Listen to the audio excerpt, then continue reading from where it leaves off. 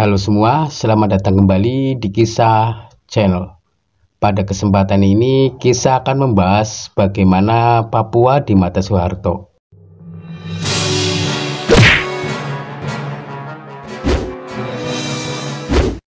Sabtu 3 Maret 1973. Sejarah mencatat Presiden Soeharto meresmikan tambang tembaga milik Freeport Sulphur, sebuah perusahaan tambang terkemuka asal Amerika Serikat, sekaligus meresmikan berdirinya kota Tembagapura.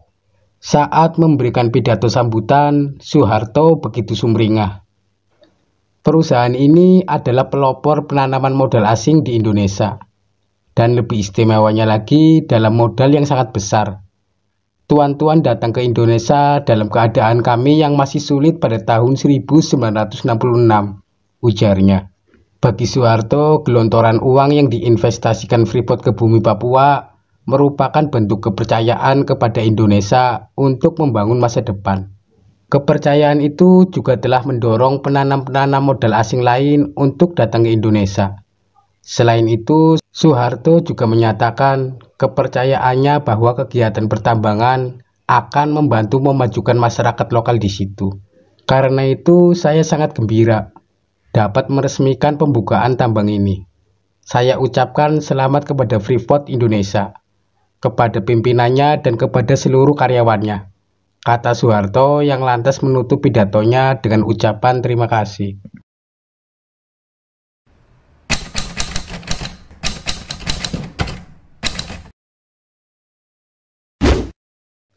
Pegunungan Grasberg tak hanya menyimpan tembaga.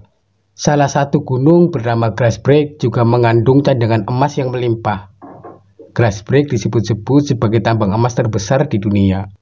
Lewat kontrak karya berdasarkan Undang-Undang Penanaman Modal Asing yang diizinkan pemerintah Soeharto, Freeport memiliki hak istimewa untuk merambahnya. Kehadiran Freeport langsung mengancam penduduk asli dari suku Amungme yang berdiam di dataran tinggi sekitar proyek tambang. Suku Amungme sangat terikat dengan tanah leluhur. Bagi mereka, Gunung Grasberg dianggap suci. Puncak Grasberg dikiaskan sebagai kepala ibu.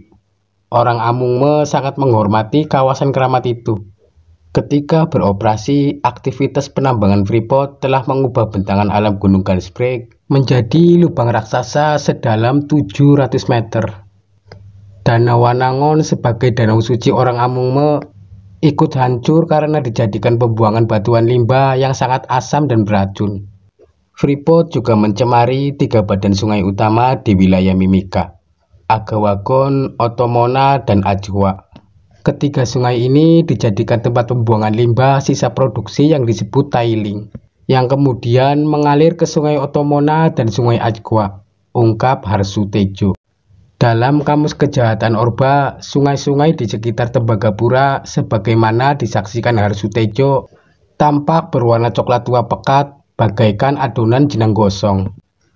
Tak hanya invasi modal asing, suku Amungme dan suku-suku lainnya juga terjepit oleh migrasi pendatang dari luar Papua. Sekira 1 juta hektar lahan mukim suku Amungme berpindah tangan ke tangan para pendatang. Inilah imbas dari program transmigrasi yang digalakkan pemerintah Orde Baru. Menurut antropolog Australia Christian Warta, ideologi Soeharto tentang pemindahan penduduk tersebut didasarkan pada asumsi tentang keunggulan para pendatang baru. Soeharto melihat para pendatang membawa modernitas ke daerah-daerah terpencil Papua.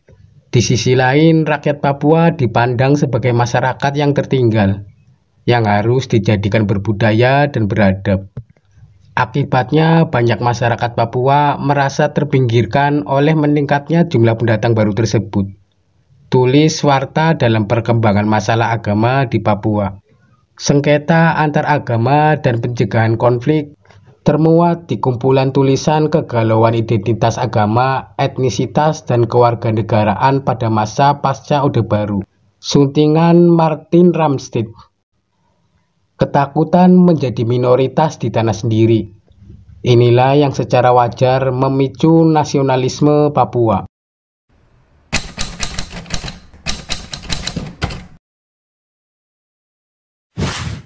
Keberadaan Freeport memantik konflik dengan masyarakat setempat.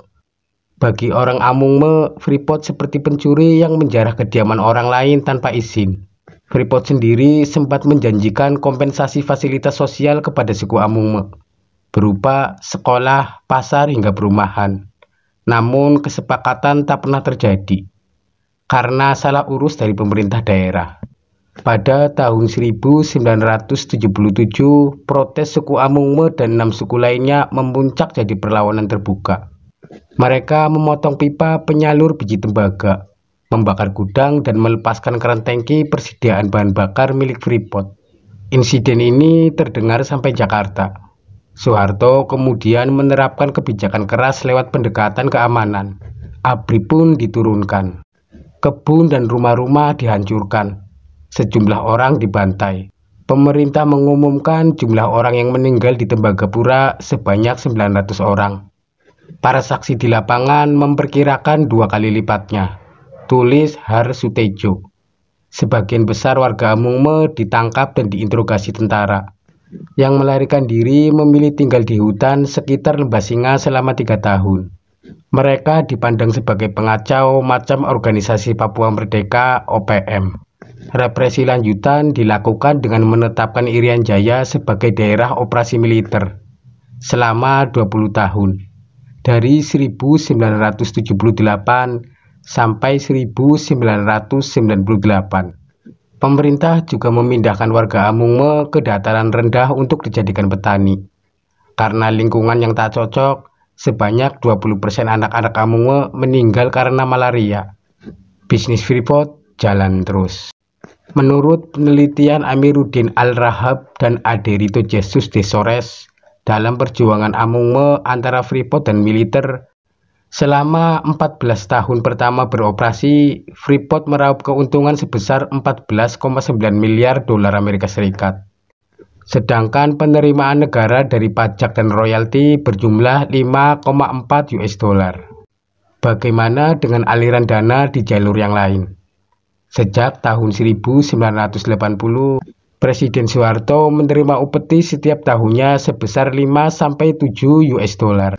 Selain itu, menurut prospek 13 Juli 1998, sebagaimana dikutip Amiruddin dan Anderito, Freeport telah menyerahkan uang kepada Yayasan Dana Sejahtera yang didirikan oleh Soeharto sebesar 20,3 US dollar.